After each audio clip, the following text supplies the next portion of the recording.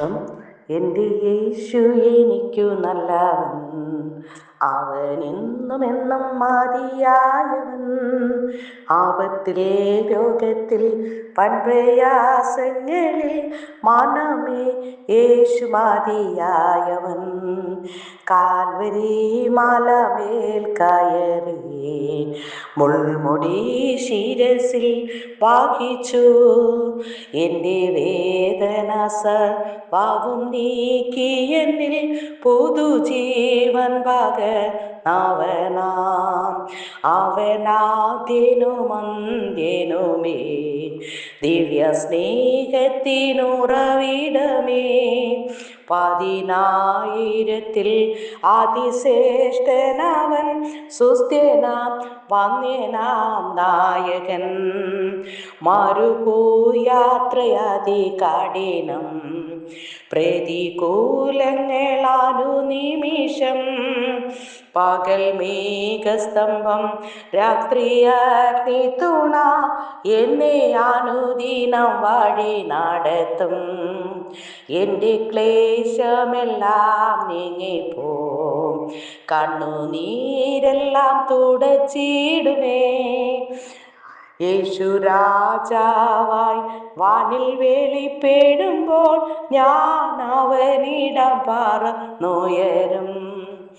എൻ്റെ യേശു എനിക്കു നല്ലവൻ, അവൻ എന്നും എന്നും മതിയായവൻ. ആപത്തിൽ രോഗത്തിൽ വൻപ്രയാസങ്ങളിൽ മനമേ യേശു മതിയായവൻ. സ്തോത്രം. വിശുദ്ധ വേദഭാഗം സഭാപ്രസംഗി എഴുതിയ പുസ്തകം 1-ാം അധ്യായം 1 മുതലുള്ള ചില തിരുവചനങ്ങൾ. യെരുശലേമിലെ രാജാവായി ദാവീദിന്റെ മകനായ സഭാപ്രസംഗിയുടെ വചനങ്ങൾ. ഹാ മായ മായ എന്ന് സഭാപ്രസംഗി പറയുന്നു. ഹാ മായ മായ, സകലവും മായയത്രേ. സൂര്യന് കീഴിൽ പ്രയത്നിക്കുന്ന സകല പ്രയത്നത്താലും മനുഷ്യന് എന്ത് ലാഭം? ഒരു തലമുറ പോകുന്നു, മറ്റൊരു തലമുറ വരുന്നു, ഭൂമിയോ എന്നേക്കും നിൽക്കുന്നു. സൂര്യൻ ഉദിക്കുന്നു, സൂര്യൻ അസ്തമിക്കുന്നു, ഉദിച്ച സ്ഥലത്തേക്ക് തന്നെ ബന്ധപ്പെട്ട് ചെല്ലുന്നു. കാറ്റ് തെക്കോട്ട് ചെന്ന് വടക്കോട്ട് ചുറ്റി വരുന്നു. അങ്ങനെ കാറ്റ് ചുറ്റി ചുറ്റി തിരിഞ്ഞുകൊണ്ട് പരിവർത്തനം ചെയ്യുന്നു. സകല നദികളും സമുദ്രത്തിലേക്ക് ഒഴുകി വീഴുന്നു, എന്നിട്ടും സമുദ്രം നിറയുന്നില്ല. നദികൾ ഒഴുകി വീഴുന്ന ഇടത്തേക്ക് തന്നെ പിന്നെയും പിന്നെയും ചെല്ലുന്നു. സകല കാര്യങ്ങളും ശ്രമാവഹങ്ങളാകുന്നു. മനുഷ്യൻ പറഞ്ഞാൽ തീരുകയില്ല. കണ്ടിട്ട് കണ്ണിന് തൃപ്തി വരുന്നില്ല. കേട്ടിട്ട് ചെവി നിറയുന്നതും ഇല്ല. ഉണ്ടായിരുന്നത് ഉണ്ടാകുവാനുള്ളതും ചെയ്ത് കഴിഞ്ഞത് ചെയ്യുവാനുള്ളതും ആകുന്നു. സൂര്യന് കീഴിൽ പുതുതായി യാതൊന്നും ഇല്ല. ഇത് പുതിയത് എന്ന് പറയത്തക്കവണ്ണം വല്ലതും ഉണ്ടോ? മുൻപ് തന്നെ, പണ്ടത്തെ കാലത്ത് തന്നെ അത് ഉണ്ടായിരുന്നു. ഈ തിരുവചനങ്ങളാൽ ദൈവം നമ്മേവരെയും സമൃദ്ധിയായി അനുഗ്രഹിക്കുമാറാകട്ടെ. ആമേൻ. സ്തോത്രം.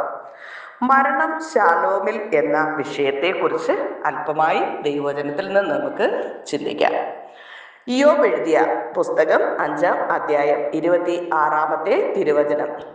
തക്ക സമയത്ത് കറ്റ കൂമ്പാരം അടുക്കി വെക്കുന്നത് പോലെ നീ പൂർണ്ണ വാർദ്ധക്യത്തിൽ കല്ലറയിൽ കടക്കും. ദൈവത്തോട് കൂടെ നടക്കുന്ന ദൈവമക്കൾക്കുള്ള ശ്രേഷ്ഠമായ ഒരു വാഗ്ദത്തം ആണ് ഇത്. ധാന്യവും വിളഞ്ഞ് പാകമായി ഉപയോഗപ്രദമായ നിലയിൽ എത്തുമ്പോഴാണ് പാഠ്യശാലയിൽ കൊണ്ടുവരുന്നത്. നാം ഉപകാരമില്ലാത്തവരോ മറ്റുള്ളവർക്ക് ഭാരമോ ആയിരിക്കുമ്പോഴല്ല, പിന്നെയോ നാം ഏറ്റവും ഉപകാരമുള്ളവരും മറ്റുള്ളവർക്ക്, നമ്മുടെ ശത്രുക്കൾക്ക് ഉൾപ്പെടെ വലിയ അനുഗ്രഹമായിരിക്കുമ്പോഴാണ് മരിക്കേണ്ടത്. അബ്രഹാമിന് ദൈവം നൽകിയ വാഗ്ദത്തം ശ്രദ്ധിക്കുക.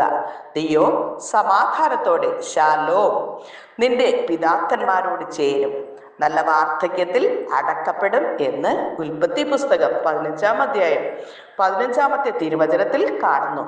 ശാലോം എന്ന പദത്തിന് നല്ല ആരോഗ്യം, ഐശ്വര്യം, സുരക്ഷിതത്വം, വിശ്രാമം, സമാധാനം, പൂർണ്ണത എന്നിങ്ങനെ അർത്ഥമുണ്ട്. നിഷ്കളങ്കനെ കുറിക്കൊള്ളുക, നേരുള്ളവനെ നോക്കിക്കൊള്ളുക, അവന്റെ അന്ത്യം സമാധാനമായിരിക്കും എന്ന് സങ്കീർത്തനം 37:37 കാണുന്നു. ഇവിടെയും സമാധാനം എന്നതിന് ശാലോം എന്ന പദമാണ് ഉപയോഗിച്ചിരിക്കുന്നത്. വിശുദ്ധന്മാർ സമാധാനത്തിലും നല്ല ആരോഗ്യത്തിലും സ്വസ്ഥതയിലും ഐശ്വര്യത്തിലും മരിക്കുന്നതാണ് ദൈവത്തിന് ഏറ്റവും പ്രസാദകരം. ഐശ്വര്യം എന്നതിന് ആത്മീക ജീവിതത്തിൽ തഴയ്ക്കുക, ദൈവമഹത്വത്തിനായി നമ്മുടെ ജീവിത ശുഭമായിരിക്കുക എന്നെല്ലാം അർത്ഥമാകുന്നു. ദൈവത്തിന്റെ വാഗ്ദത്ത പ്രകാരം അബ്രഹാം വയോധികനും കാലസമ്പൂർണനുമായി നല്ല വാർദ്ധക്യത്തിൽ പ്രാണനെ വിട്ട് മരിച്ചു, തൻ്റെ ജനത്തോട് ചേർന്നു എന്ന് ഉൽപ്പത്തി പുസ്തകം 25-ാം അധ്യായം 8-ാമത്തെ വചനത്തിൽ വായിക്കുന്നു. മോശമായ വാർദ്ധക്യത്തിൽ എന്ന് പറയാതെ നല്ല വാർദ്ധക്യത്തിൽ എന്നാണ് പറഞ്ഞിരിക്കുന്നത്. നല്ല വാർദ്ധക്യം എന്ന അനുഭവം അനേക വിശുദ്ധന്മാർക്ക് അവരുടെ വാർദ്ധക്യത്തിൽ വാഗ്ദത്തമായി നൽകപ്പെട്ടിട്ടുണ്ട്. അബ്രഹാം വയോധികനും കാലസമ്പൂർണനുമായി നല്ല വാർദ്ധക്യത്തിൽ പ്രാണനെ വിട്ടു. പൂർണ്ണ അനുഗ്രഹത്തോടും പൂർണ്ണ കൃപയോടും ദൈവിക നന്മയുടെ പൂർണ്ണ നിറവോടും പൂർണ്ണ ആരോഗ്യത്തോടും ആത്മീയ സമ്പന്നതയുടെ നിറവോടും കൂടെ അവൻ മരിച്ചു. പ്രിയ ദൈവമൈതലേ, നീ രോഗിയും ബലഹീനനുമായി മറ്റുള്ളവർക്ക് ഭാരമായി തീരണം എന്ന് നിന്റെ ഭാവിയെ ഓർത്ത് ഭയപ്പെടുന്നുവോ? അബ്രഹാം ദൈവത്തിൽ വിശ്വസിച്ചു, അത് അവന് നീതിയായി കണക്കിട്ടു. അവനോട് ചെയ്ത വാഗ്ദത്തം പോലെ നിറവേറി. മറിയ വിശ്വസിച്ചതുപോലെ നമുക്കും വിശ്വസിക്കാം. ലൂക്കോസ് എഴുതിയ സുവിശേഷം 1:45 കർത്താവ് തന്നോട് അരുളി ചെയ്തതിന് നിവർത്തി ഉണ്ടാകും എന്ന് വിശ്വസിച്ചവൾ ഭാഗ്യവതി എന്ന് കാണുന്നു. നിന്റെ വിശ്വാസം പോലെ നിനക്ക് ഭവിക്കട്ടെ. മറ്റുള്ളവർക്ക് ഉപകാരവും അനുഗ്രഹവുമായിരിക്കതെ സമാധാനത്തിൽ ശാലോമിൽ അന്ത്യം ആയിരിക്കണമെന്നുള്ള നമ്മുടെ ആഗ്രഹത്തെ കർത്താവ് നിറവേറ്റുമാറാകട്ടെ. ആമേൻ. ഈ തിരുവചനങ്ങളാൽ ദൈവം നമ്മെ ഏവരെയും സമൃദ്ധിയായി അനുഗ്രഹിക്കുമാറാകട്ടെ. ആമേൻ. സ്നേഹവാനായ നല്ല ദൈവമേ കർത്താവേ, ഒരിക്കൽ കൂടി അങ്ങയുടെ സന്നിധിയിലേക്ക് അടിയങ്ങൾ കടന്നു വരുന്ന കർത്താവേ, കഴിഞ്ഞ രാത്രികാലവും സുഖകരമായ ഉറക്കം തന്ന കൃപയ്ക്കായി നന്ദിയോടെ സ്തുതിക്കുന്നു.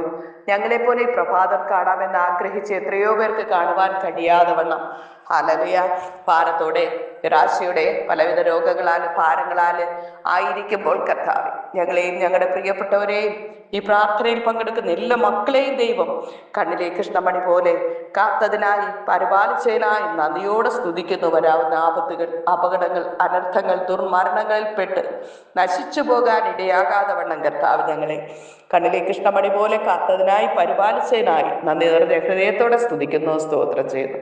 ദൈവം ചെയ്ത സകല നന്മകൾക്കും നന്ദിയല്ലാതെ മറ്റൊന്നും പറയുവാനില്ല കർത്താവ്.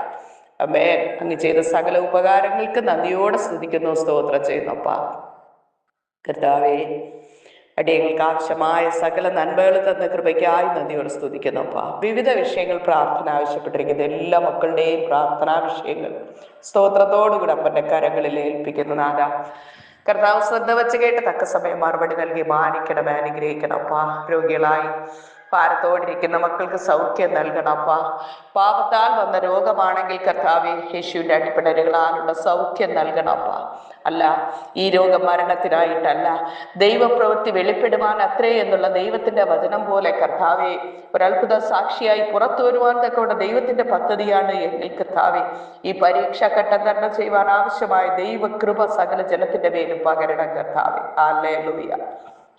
ഞങ്ങൾക്ക് ഈ ഭൂമിയിൽ ഒരു ദിനം കൂടി ദൈവദാനമായി തന്നത് ദൈവത്തെ സ്തുതിപ്പാനും മഹത്വപ്പെടുത്തുവാനും ദൈവം ചെയ്ത നന്മകൾ മറ്റുള്ളവരോട് അറിയിക്കുവാനും യേശു മാത്രം രക്ഷകരെന്ന് മറ്റുള്ളവരോട് അറിയിക്കുവാനാണെന്നുള്ള ഉത്തമ ബോധ്യത്തോടെ ഞങ്ങൾ ഓരോ നിമിഷവും മുന്നോട്ട് പോകുവാൻ അങ്ങ് സഹായിക്കണമേ.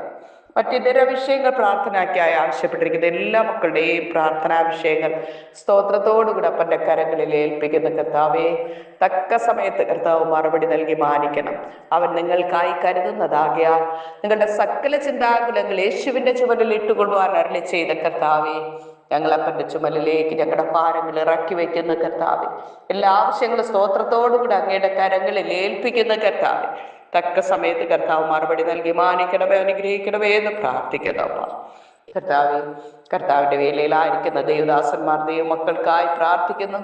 കർത്താവിൻ്റെ വേലയ്ക്ക് വേണ്ടി ചെയ്യുന്ന എല്ലാ പ്രവർത്തനങ്ങളും എല്ലാം ദൈവത്തിൻ്റെ ഇഷ്ടപ്രകാരം ഞങ്ങൾ ചെയ്യുന്നവരായി തീരുവാൻ ഞങ്ങളെ സഹായിക്കണം. അപ്പം ദൈവശബ്ദം കേട്ടുകൊണ്ട് ഞങ്ങൾ എന്താണ് ചെയ്യുവാൻ ദൈവം ഞങ്ങളെക്കുറിച്ച് ആഗ്രഹിക്കുന്നതിന് വേണ്ടി ദൈവത്തിൻ്റെ ഇൻപശബ്ദം കേട്ടുകൊണ്ട് പരിശുദ്ധാത്മാവ് തന്നെ ഞങ്ങളെ നിയന്ത്രിച്ച് നടത്തണം. കർത്താവെ, ഞങ്ങളുടെ ഇഷ്ടമൊന്നും വേണ്ട പ്രിയനെ, എൻ്റെ അപ്പൻ്റെ ഇഷ്ടം മാത്രം ഞങ്ങളുടെ ജീവിതത്തിൽ നിറവേറി കാണുവാൻ അങ്ങ് സഹായിക്കണം. അപ്പ നീ ഒരനുഗ്രഹമായിരിക്കും. നിന്നെ അനുഗ്രഹിക്കുന്നവരെ ഞാൻ അനുഗ്രഹിക്കുമെന്ന് അരുളി ചെയ്ത കർത്താവെ, ഞങ്ങൾ മറ്റുള്ളവർക്ക് ഒരു അനുഗ്രഹമായി തീരുവാൻ കൊണ്ട് അങ്ങ് സഹായിക്കണമേ എന്ന് പ്രാർത്ഥിക്കണം. അപ്പ രക്തത്താലും അതിനത്താലും കഴുകണമേ, ശുദ്ധീകരിക്കണം. അപ്പ കൃപയ്ക്കുള്ളിൽ മറച്ചുകൊള്ളും. യേശു കർത്താവിൻ്റെ നാമത്തിൽ ചോദിക്കുമ്പോൾ കൃപയോടെ കേൾക്കണം നല്ല പിതാവേ. ആമേൻ. God bless you. യേശുവിൻ്റെ സമാധാന സകല ഹൃദയങ്ങളിൽ നിറയുമാറാകട്ടെ. ആമേൻ. സ്തോത്രം.